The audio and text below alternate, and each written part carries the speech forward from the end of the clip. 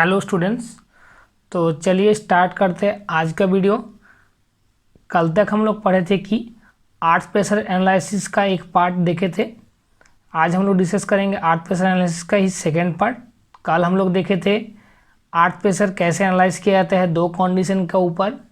एक था मेरा ड्राई कंडीशन ऑफ सॉयल और एक था मेरा वाटर टेबल प्रेजेंट होने के कारण।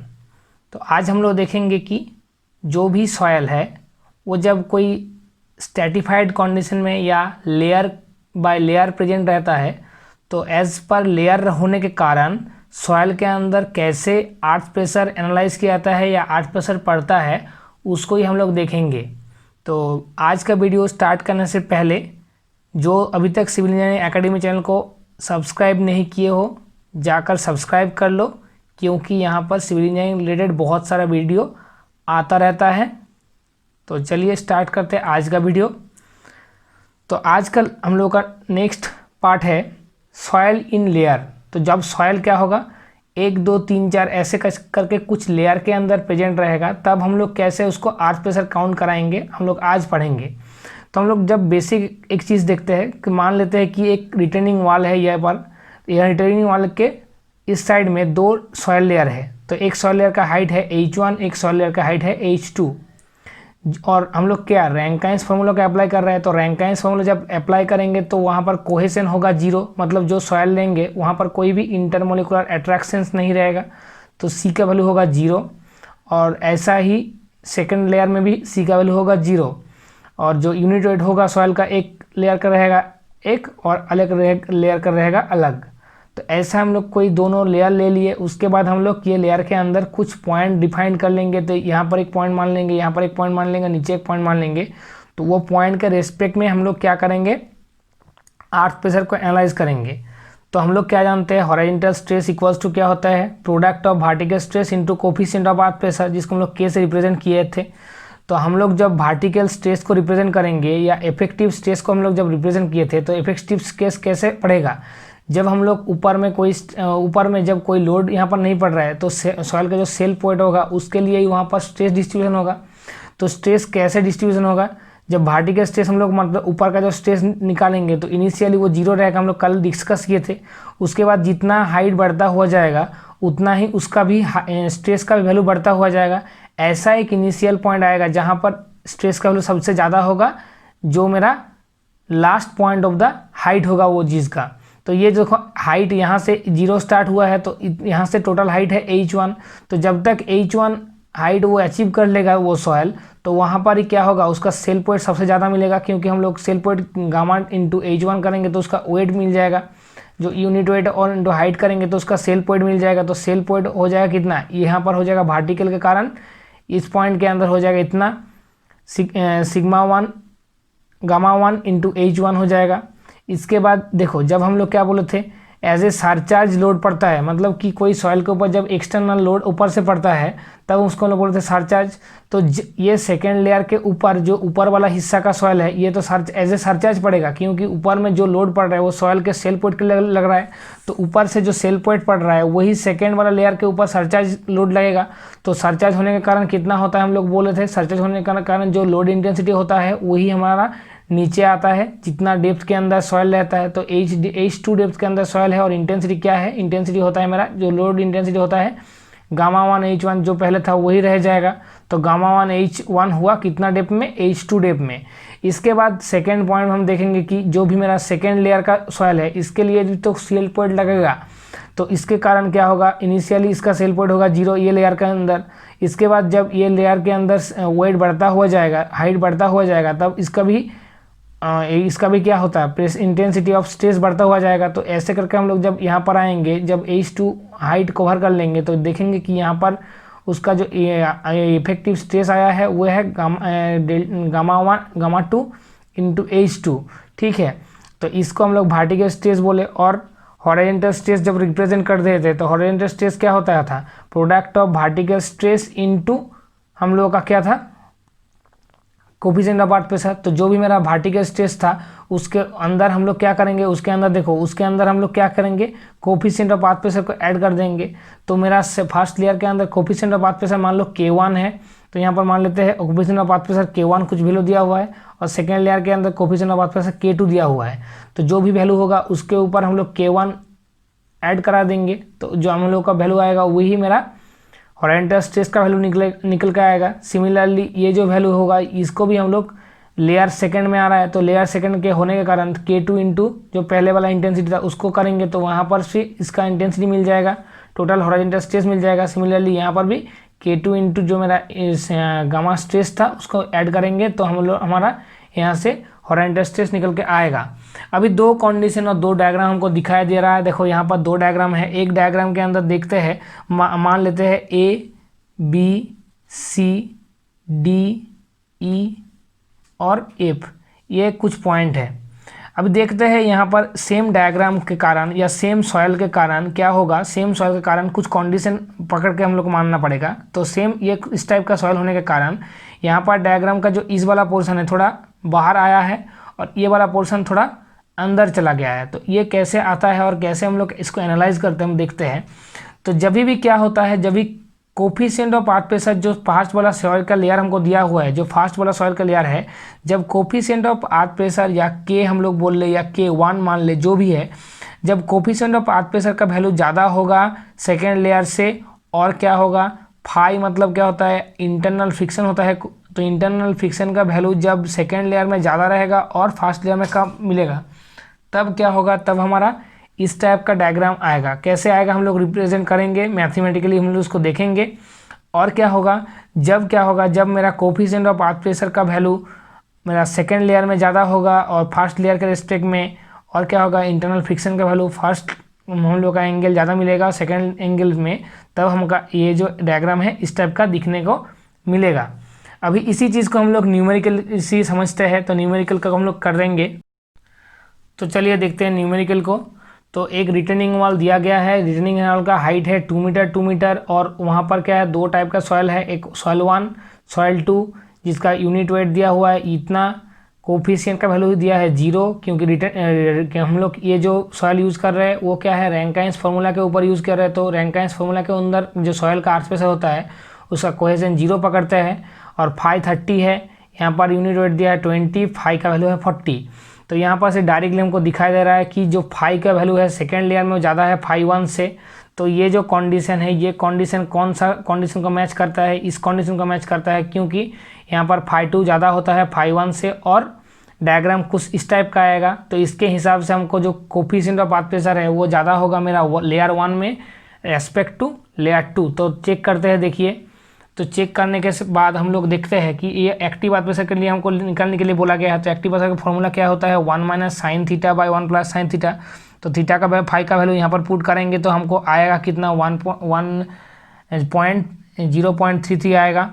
सिमिलरली K2 लेयर में सेकेंड लेयर हम करेंगे तो यहाँ से कितना आएगा, यहाँ से 40 बैठाएंगे तो कितना होगा, 0.217 आएगा। तो हमको पूरी क्लियरली समझ में आ गया कि जो मेरा coefficient of path pressure K1 है ज़्यादा है K2 से, और जो हम लोग का फाई ऑफ इंटरनल फ्रिक्शन जो है वो ज़्यादा है सेकेंड लेयर में respect to first layer.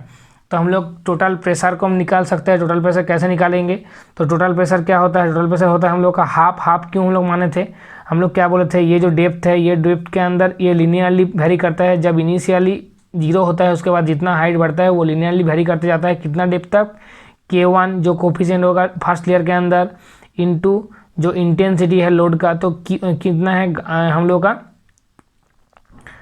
Intensity हम लोग का है 15। यहाँ पर देखो 15 किलो न्यूटन पर मीटर क्यूब दिया हुआ है, तो 15 किलो न्यूटन इंटू H1 कितना है 2 मीटर। तो हम लोग इसको जब टोटल प्रेशर को काउंट करेंगे तो हाफ क्यों हम लोग माने हैं, हम लोग बोले थे कि 0 से वेरी करता है अर्थ प्रेशर का value K1 gamma 1 into H1 या K1 into coefficient of earth pressure का जो इंटेंसिटी है उतना तक। तो इसका एक एवरेज वैल्यू निकालना पड़ता है, तो इसीलिए हम लोग इसको 2 से डिवाइड किए थे। तो हम लोग उसीलिए इसको बोलेंगे कि half into K1 gamma 1 H1 into H1 क्यों किए, H1 क्यों किए कि जो भी मेरा हाइट है वो फर्स्ट वाला लेयर के अंदर ही पड़ रहा है। तो उसीलिए हम लोग क्या किए, जो भी वैल्यू है इसको पुट करेंगे तो K1 का वैल्यू हो गया 0.33 इंटू 15 इंटू H1 का होल स्क्वायर हो जाएगा, H1 तो हम लोग का H1 का होल स्क्वायर कितना हो जाएगा, ये हो जाएगा 2 स्क्वायर डिवाइड बाई 2 करेंगे तो 10 किलो न्यूटन पर मीटर हो गया यहाँ पर। फिर सेकंड हम लोग लेयर देखेंगे तो सेकंड लेयर के अंदर क्या है, सेकंड लेयर देखो मेरा ट्राइंगल रेक्टेंगल सॉरी हम लोग का एक बॉक्स शेप में आ रहा है, एक रेक्टेंगल के अंदर आ रहा है। तो रेक्टेंगल टाइप का जब करेंगे तो रेक्टेंगल का एरिया कितना होता है, हम लोग का बेस बाय हाइट होता है। तो बेस कितना है, टोटल इंटेंसिटी कितना था, डेल्टा वन इंटू H1 या बोल सकते हो 15 किलो न्यूटन इंटू H1 कितना था, टू था। तो हम लोग का उसके साथ क्या करेंगे, coefficient of path pressure in second layer को ऐड कराएंगे। तो coefficient of path pressure into पहले का इंटेंसिटी इंटू हाइट, सेकंड का हाइट, तो H2 हो गया इसके लिए। तो इसके कारण हमको क्या होगा, कोफिशिएंट ऑफ पाथ प्रेशर का वैल्यू पुट करेंगे, इंटेंसिटी पुट करेंगे, यूनिट पुट करेंगे, हाइट को ऐड करेंगे तो देखेंगे 13.02 किलो न्यूटन पर मीटर आया। इसके बाद हम लोग थर्ड वाला लेयर को ऐड करेंगे। तो थर्ड वाला लेयर क्या यहाँ पर है, cell point due to second layer. तो यहाँ पर half into K2 into gamma 2 into H2 हो जाएगा। H2 हाइट सेकेंड बार बार एक इसी लेयर के अंदर किया गया है तो इसीलिए इसको H2 कर देंगे। तो इसको पुट करने के बाद ये वैल्यू आया 8.68 किलो न्यूटन पर मीटर। ठीक है, तो इसके बाद हम लोग क्या देखेंगे, इसके बाद हम लोग टोटल इंटेंसिटी निकालेंगे। टोटल इंटेंसिटी ऑफ प्रेशर कितना होगा, अर्थ प्रेशर, तो P equals to P1 plus P2 plus P3 करेंगे तो कितना होगा 10 प्लस 13.02 प्लस 8.68। तो टोटल निकल के आ रहा है 31.7 किलो न्यूटन पर मीटर। अभी देखो यहाँ पर देखो जो डायग्राम दिखा गया है, ये डायग्राम के हिसाब से ये वाला पोर्शन थोड़ा आगे निकल के आया है और यहाँ से इंटेंसिटी ऐसे सरचार्ज जो हम लोग माने हैं तो वो मेरा कम गया है। तो ये क्यों कम गया है, पहले वाला जो लेयर है, पहले वाला लेयर के अंदर जो K का वैल्यू है या coefficient of path pressure value है वो मेरा ज़्यादा है। तो वो जो ज़्यादा हम लोग कोफिशिएंट ऑफ प्रेशर को एक इंटेंसिटी के साथ हम लोग गुना करेंगे तो मेरा जो वैल्यू ज़्यादा देगा। फिर जब ही वही वैल्यू को हम लोग वही इंटेंसिटी को जब हम लोग सेकंड वाला कोफिशिएंट ऑफ पाथ प्रेशर के साथ गुना करेंगे तो सेकंड वाला कोफिशिएंट ऑफ पाथ प्रेशर का वैल्यू कम है तो उसके कारण वो वैल्यू हमारा रिड्यूस कर देगा। तो इसीलिए डायग्राम ऐसा होता है। ठीक है, तो आशा करते हैं ये समझ में आया। सेकंड हम लोग ये इस टाइप का कंडीशन को चेक करते हैं। तो इस टाइप का कंडीशन चेक करने के लिए हमको क्या करना पड़ेगा, जो K2 होगा सेकंड लेयर का ज़्यादा होना पड़ेगा K1 से, और हम लोग का फाई मतलब इंटरनल फ्रिक्शन क्या है, लेयर 1 में ज़्यादा होगा लेयर 2 का रेस्पेक्ट में। तो इसी को हम लोग रिवर्स एक मान लेंगे, इसी का एक रिवर्स कंडीशन मान लेंगे। तो ऐसा एक रिटर्निंग वाल है 2 मीटर के हाइट में, उसका यूनिट वेट दिया हुआ है पहले वाला में 20, सेकंड वाला में 15, फाई का वैल्यू दिया है 40 और सेकंड वाला में 30। तो यहाँ पर सेम कंडीशन अप्लाई हो रहा है। तो इसके हिसाब से K1 पहले हम लोग निकालेंगे। तो पहले वाला लेयर में हम लोग K1 निकालेंगे तो कैसे कितना आएगा 0.21 से बनाया गया। उसके बाद K2 कितना आएगा 0.33 आया। इसके बाद प्रेशर इंटेंसिटी हम निकालेंगे तो यहाँ से क्या हुआ K1 गामा 1 इंटू H1 होगा। तो K1 गामा 1 H1 करेंगे तो यहाँ से कितना आएगा 8.68 आएगा। सिमिलरली जो हम लोग का रेक्टेंगल है, रेक्टेंगल को हम लोग ऐसे सरचार्ज मानेंगे तो जहाँ जितना यहाँ से पड़ा था यहाँ पर टोटल सरचार्ज जितना ही पड़ेगा। फिर यहाँ पर कितना होगा, सेकंड लेयर के अंदर कोई एक पॉइंट हम लोग मान लेंगे तो वो सेकंड लेयर क्या, सेकंड लेयर सेकंड सॉइल के अंदर आएगा। तो सेकंड सॉइल के अंदर जितना भी कोफिशिएंट ऑफ पाथ प्रेशर है उसको काउंट किया जाएगा। तो उसको जब काउंट करेंगे तो उसीलिए यहाँ पर K2 हो जाएगा और पहले वाला इंटेंसिटी को हम लोग इंटेंसिटी को रख देंगे। तो K2 इंटू हम लोग का पहले का इंटेंसिटी कितना था 20 इंटू H1 कितना है 2 था, इसको ऐड करने से कितना होगा 13.2 हम लोग का आ गया। इसके बाद हम लोग इंटेंसिटी 3 चेक करेंगे तो हम लोग का प्रेशर इंटेंसिटी कितना होता है K2 into gamma 2 into H2 होता है। तो K2 into gamma 2 into H2 करेंगे तो यहाँ से इंटेंसिटी आ जाएगा। टोटल इंटेंसिटी कैसे निकालेंगे, टोटल इंटेंसिटी हो जाएगा हाफ इंटू टोटल हम लोग को जो बेस मिला है इंटेंसिटी का वो इंटू हाइट करेंगे तो टोटल उस जगह के अंदर इंटेंसिटी आ जाएगा लेयर 1 के अंदर। सेकेंड कंडीशन में अंदर क्या होगा, जो बेस का इंटेंसिटी मिला था उसको हम लोग क्या करेंगे, उसका हाइट से गुना कर देंगे तो टोटल एरिया का इंटेंसिटी आ जाएगा। उसके बाद थर्ड नंबर लेयर के अंदर जितना भी इंटेंसिटी आया है उसको हाफ इंटू उसका हाइट से गुना करेंगे तो उसका टोटल इंटेंसिटी आ जाएगा। तो ऐसे करने के बाद मेरा 44.48 टोटल इंटेंसिटी निकल के आया। तो यहाँ पर देखो हम लोग सेम कंडीशन है कि जो मेरा कोफिशिएंट ऑफ पाथ प्रेशर है वो सेकंड लेयर के अंदर ज़्यादा, सेकंड लेयर के अंदर क्या है, सेकंड लेयर के अंदर मेरा ज़्यादा होता है। तो K2 का वैल्यू कितना होता है, K2 का वैल्यू मेरा ज़्यादा होना पड़ेगा। तो K2 का वैल्यू देखो यहाँ पर K2 का वैल्यू ज़्यादा है और K1 का वैल्यू कम है। और क्या है, और है मेरा फाई का वैल्यू फर्स्ट लेयर में ज़्यादा है, सेकंड लेयर में कम होना चाहिए। तो फर्स्ट लेयर के अंदर जो फाई का वैल्यू है 40 है, सेकंड लेयर में 30 है। तो इसीलिए ये डायग्राम इस टाइप का होता है। तो अभी हम लोग देखते हैं कि ये डायग्राम यहाँ से छोड़ के थोड़ा आगे आ गया और सरचार्ज एज ए लोड इसको काउंट क्यों कर लिए। तो मेरे जो के का वैल्यू है फर्स्ट वाला लेयर के अंदर क्या है, फर्स्ट वाला लेयर के अंदर के का वैल्यू कम है। तो हम लोग क्या पढ़े, के हम लोग पढ़े ना अभी, हम लोग जो K2 है, K2 ग्रेटर देन K1 होता है। तो K1 का वैल्यू जब कम होगा तो उसके इंटेंसिटी भी कम मिलेगा। तो उसके कारण इंटेंसिटी इतना था कि आ पाया है। फिर क्या करेंगे, ये लेयर के छोड़ने के बाद मान लो कोई एक ये पॉइंट के अंदर या कुछ ये पॉइंट के अंदर हम लोग कुछ एक इंटेंसिटी निकालेंगे। तो इंटेंसिटी निकालने का टाइम कोफिशिएंट ऑफ पाथ पे सेकंड लेयर को ऐड करना पड़ेगा। मगर इंटेंसिटी जितना रहेगा पहले वाला सॉइल का जो वेट होगा उसके लिए इंटेंसिटी सेम ही रहेगा। तो इंटेंसिटी कितना हो जाएगा, 20 इंटू हाइट हो जाएगा। और हम लोग क्या करेंगे, यहाँ पर कोफिशिएंट ऑफ सेकेंड लेयर का आर्क प्रेशर को ऐड करेंगे। तो मेरा सेकेंड लेयर के कोफिशिएंट ऑफ आर्क प्रेशर का वैल्यू भी ज़्यादा होता है। तो उसके कारण ये काफ़ी ज़्यादा वैल्यू को जब इंटेंसिटी से गुना कर देंगे तो वैल्यू भी हमको ज़्यादा मिलेगा। तो इसी कारण मेरा ये जो चीज़ होता है, ये जो प्रेशर होता है, ये प्रेशर एक्सीड कर जाता है। इसके बाद सेकंड हम लोग जानते ही है। और एक क्वेश्चन यहाँ से पूछा जा सकता है कि लोड इंटेंसिटी कहाँ से निकल जाता है। तो लोड इंटेंसिटी हम लोग क्या बोल रहे थे, लोड इंटेंसिटी एट CG से आता है। तो CG करेंगे तो क्या होगा, यहाँ पर से ये एक ट्राइंगल होता है। तो ट्राइंगल का CG कहाँ पर होता है, 2h/3 बेस से। तो बेस से 2h/3 उनको गुना करना पड़ेगा। और रेक्टेंगल के लिए कितना होता है, h/2 होता है। यहाँ पर भी कितना होता है, 2h/3। तो ये पॉइंट बोलेगा तो 2h/3 प्लस h2 हाइट करना पड़ेगा।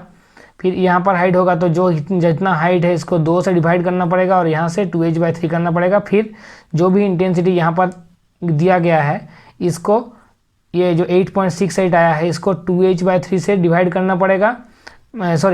इसको 2h/3 प्लस h, मतलब जो 2 मीटर है, 2 मीटर इसको ऐड करना पड़ेगा। फिर इसको इंटेंसिटी निकल के आएगा। तो ऐसे करके हर एक पॉइंट के अंदर हमको लोड इंटेंसिटी चेक करके देखना पड़ेगा कि कौन सा लेयर के अंदर कितना लोड इंटेंसिटी आ रहा है।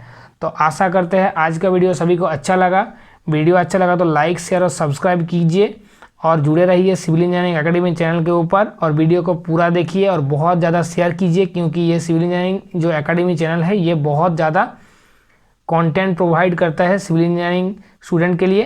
तो चलिए मिलते हैं नेक्स्ट वीडियो में। Thank you.